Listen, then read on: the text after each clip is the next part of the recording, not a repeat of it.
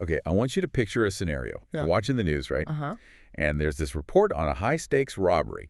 We're talking hammers, guns, the works. But the suspects, they're getting away in anime backpacks. Okay, weird start, but I'm with you. Then you flip the channel.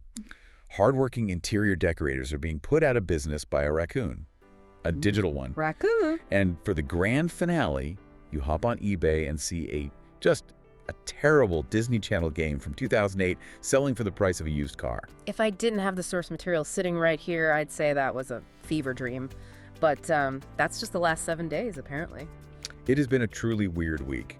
And looking at our stack today, I mean, we have NYPD police reports, leaked memos from Xbox, Magic, The Gathering, even chaotic Steam reviews. Yeah. It feels less like we're reading the news and more like we're trying to solve a puzzle. I think we are.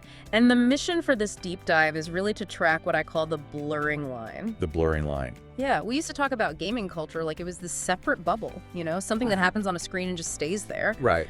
But these sources show that bubble has completely burst. We're seeing digital economies crash real-world creativity and physical safety threatened over cardboard. It's all connected now. So today we're covering the economic collapse in Animal Crossing, a genuinely frightening robbery in the Pokemon scene, the comeback story of Hytale, and why there might be orcs at the Patriots game this weekend. It is a lot to unpack, but I think we have to start on the island. Right. Animal Crossing. New Horizons. The 3.0 update dropped, and usually an update is a good thing. You get new stuff, new content. A cause for celebration normally. But this one seems to have triggered, is economic crisis too strong a word? For a very specific group of players, no, it's not too strong. We're talking about the hotel owner. The hotel owners. Now, correct me if I'm wrong, I only play casually, but I didn't think Animal Crossing had hotels, like functional ones. And that's the key. For years, the game didn't. But players wanted them, so they did what people always do. They improvised. They built their own? Exactly. With partitions, with visual tricks, terraforming. They built these incredible, elaborate dodo hotels. It was a huge part of the community's creative scene. It's that sandbox thing. Give people tools and they'll build a civilization. Or at least a little seaside resort. Precisely. Prime example of user-generated content. But then, Update 3.0 hits, and Nintendo decides to be helpful. Oh no. They drop a fully fledged official hotel building right on the pier of every single island. Which sounds great on paper, right? You guys like hotels. Here, have a real one. Why is that a problem? Well, in practice, it was a creative demolition. By providing the official polished solution, they completely invalidated years of that sort of janky but charming work players had put in. So why build your own fake hotel when there's a real one just sitting there? Exactly. It killed the player-made hotel business overnight. The official version just made the creative version obsolete. That's actually kind of tragic. It's like a big chain restaurant moving in and crushing the local mom-and-pop diner. In a cozy animal village, yeah. And the official hotel is rigid. You can't move it. You can't customize it. It's standardization versus individual expression. So did the players just give up? Tear down their B&Bs? Not a chance. The rebellion started almost immediately. I was looking at this Redditor. Yeah. They looked at this rigid hotel and just said, fine. And they used castle pillars and custom items to basically build over it. They turned the whole pier into their own Pom-Pom-Purin-themed resort, hiding the official building in the process. That's brilliant. I will hide your official content with my creativity. It's a great lesson. If you try to standardize the fun, players will just build over you. The urge to customize is always stronger. Speaking of players doing things that make zero sense to the outside world, I need you to explain Cory in the House. Ah, yes. The economics of memes. I am looking at these eBay listings and I feel like I am losing my mind. This is a Nintendo DS game, right, from 2008. Based on a Disney Channel show. And yes, it is. Not good. Not good is an understatement. In industry terms, we'd call it shovelware, made quick and cheap to cash in on the show's popularity. So why am I seeing listings for sealed copies hitting over $1,000? I'm looking at one right now. The bidding is at $1,025. Another one is listed for, specifically, $1,420.69. Well, that price kind of gives the game away. It's a joke. This is all fallout from a trolling campaign that targeted Metacritic. Metacritic, the review site. The very same. A few years ago, the internet just collectively decided it would be hilarious to vote Cory in the House up the user score charts. And where is it now? It's currently sitting at a 9.3 out of 10. A 9.3. To put that in perspective, that's tied with The Witcher 3 and Metal Gear Solid 3. That is deeply insulting to Geralt of Rivia, but also very funny. It's completely absurd, but what we're seeing now is the Morbius effect. Ah, where the meme creates its own reality. Exactly. The irony creates real market demand. People are buying this awful game as a physical trophy of the joke. But eventually the bubble has to burst, right? It's called the greater fool theory. Someone buys it for $50, thinking they can sell it to a bigger fool for $100. Eventually, someone pays $1,000, and they're the one left holding the bag when the joke stops being funny. A dangerous game. Yeah. But speaking of dangerous, we need to shift gears. Losing money on a meme is one thing. This next story is about actual physical danger. Yeah.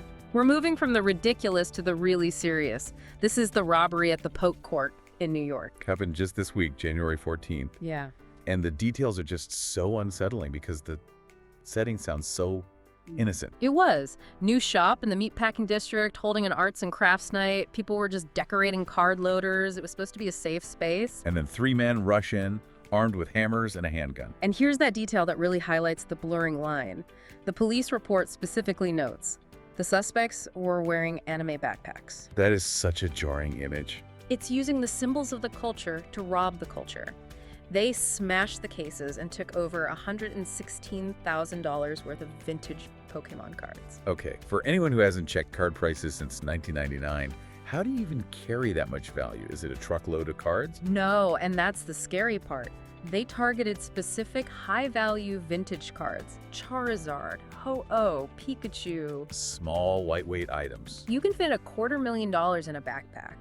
High value, low weight, and virtually untraceable. Which makes them a much more attractive target than a cash register. Absolutely. And this isn't isolated. Our notes mention similar heists, 300 grand stolen in Southern California, 250,000 pounds in the UK. It makes you wonder if the local game store, the place you go for arts and crafts, can even exist safely anymore. That's the fear, isn't it? The community aspect is being threatened by the value of the items that brought them together. And while physical security is failing there, we're seeing a total failure of supply chain security for Magic: The Gathering. The leaks. I saw people were not happy about this. What happened? So, players are opening pre-release kits for the new set, Lorwyn Eclipsed. Which is supposed to be the very first time anyone sees these new cards. The very first time. But people started finding cards that, well, they weren't supposed to exist yet. From a different set. From the Teenage Mutant Ninja Turtles set. Wait. The Ninja Turtles are in Magic now. That is a whole other conversation, but yes. And that set isn't supposed to come out until March. So someone at the factory just put the wrong sheet of cardboard in the wrong machine. It seems so. Over 30 cards leaked. And it's not just spoiling the art, it ruins the gameplay reveal. The leaks confirm the class subtype is returning, and they revealed a card called Northwind Avatar. And why is that one a big deal? It has a mechanic that lets players pull cards from outside the game. What does that even mean? Like, from my binder? In a tournament, outside the game refers to your sideboard. It's a small stack of 15 backup cards you can swap in between matches. A card that lets you access that during a game is like having a wish. So it's incredibly powerful. And now competitive players have months to figure out how to break it. Exactly. It just proves that in a digital age, the biggest leaks can still be physical. Just one simple factory error. Speaking of business moves, let's talk about access. How companies are trying to get to us. We've got freebies, and we've got some strategies that feel a little dystopian. Let's start with the freebie because this one is time sensitive. Right. If you're listening to this, Smart Factory Tycoon is 100% free on Steam, but only until Tuesday, January 20th. And whenever you see a game go completely free, you have to ask, What's the catch? what are they selling? The publisher, Grab the Games, is using it as a loss leader. They give you the factory sim for free to get you into their ecosystem, and then they try to upsell you a bundle with their other games. The first one's on the house? Pretty much. The game has mixed reviews, but hey, free is free. The bigger story about access, though, is coming from Xbox. The rumors of the freemium cloud tier. Tom Warren is reporting this, and it's a big deal. So break it down. Right now, to stream Xbox games, you need Game Pass Ultimate, which costs money. About $20 a month, yeah. The leak suggests a new tier where you get 1 hour of cloud gameplay in exchange for watching ads. So I watch a 2-minute commercial, and I get 60 minutes of Halo. That seems to be the model. It treats your attention as a currency. And it opens the door for so many more people. That's the whole point. It's about expanding their total addressable market. Microsoft knows millions of players will never pay a monthly subscription, but they do have time. By selling that time to advertisers, they lower the barrier to entry to zero. It's the YouTube models, but for AAA gaming. It is, and it signals a future where if you don't pay with your wallet, you pay with your eyes.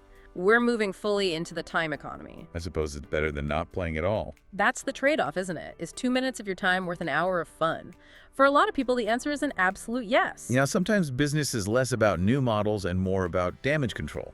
Let's talk Helldivers 2. The delay. The first War Bond of 2026, which is their battle pass, was supposed to drop this week. The Redacted Regiment, people were excited. Very. Especially for the C4 backpacks. But the developers pulled the plug last minute, found a key issue in testing. And usually gamers hate delays. Usually. But in this case, the community reaction has been relief. Relief. Why? Because Helldivers has a history of buggy updates. They've broken the game before by rushing things, so the community is basically saying, thank you for not breaking the game again. It shows transparency is becoming more valuable than punctuality. A delayed game is eventually good. A broken game is uninstalled. Exactly. And speaking of eventually good, Ubisoft is doing something smart with their back catalog. They posted those cryptic emoji equations, which the fans solved in about 5 minutes. It looks like Far Cry 3, Blood Dragon, and Primal are all getting 60 FPS upgrades on current-gen consoles. which, for a game like Blood Dragon, makes a huge difference. Oh, massive. That game is so fast-paced. Playing it at 30 frames per second on a modern TV feels sluggish. Bumping it to 60 makes it feel responsive and kind of new again without a full remake. I might actually go back and play that. It was such a fever dream of a game. It fits the theme of the week. It really does. Okay, final segment. Mainstream crossovers. And if you thought anime backpacks at a robbery was weird, just wait. Let's talk about the NFL. What is happening at the Patriots game this Sunday? So Blizzard is hosting a welcome home pregame tavern at Gillette Stadium for the Patriots versus Texans game. A World of Warcraft tavern in an NFL game. Yes, and the logic is fascinating. I would have assumed the overlap between hardcore WoW Raiders and NFL tailgaters was tiny. Two completely different circles. One has face paint, the other has... Actually, they both have face paint. Never mind. And you're closer than you think. Blizzard's CMO says their data shows WoW players over-index on watching sports, especially the NFL. It's a top 3 interest for their players. Yeah. That actually makes sense. Fantasy football is just an RPG with spreadsheets. It's all stats, optimization, managing a roster. It's the same part of the brain. So they're partnering with Zillow because the new expansion has player housing, and they'll have orc cosplayers in the stadium. Imagine you turn around to buy a hot dog, and an orc grunt asks you about mortgage rates. The metaverse is bleeding into reality in the strangest possible way. And speaking of bleeding into reality, quick update on the Minecraft movie. The first one isn't even out. And a sequel is confirmed for 2027. Jason Momoa was on Jimmy Fallon and said the script for the sequel made him laugh out loud, but he admitted he was perplexed by the first one's script. Perplexed is actor speak for I had no idea what was going on. Pretty much. But moving on to casting news, that makes a ton of sense. The God of War TV series, Ryan Hurst, who played Thor in the video game God of War Ragnarok. he was phenomenal in that role.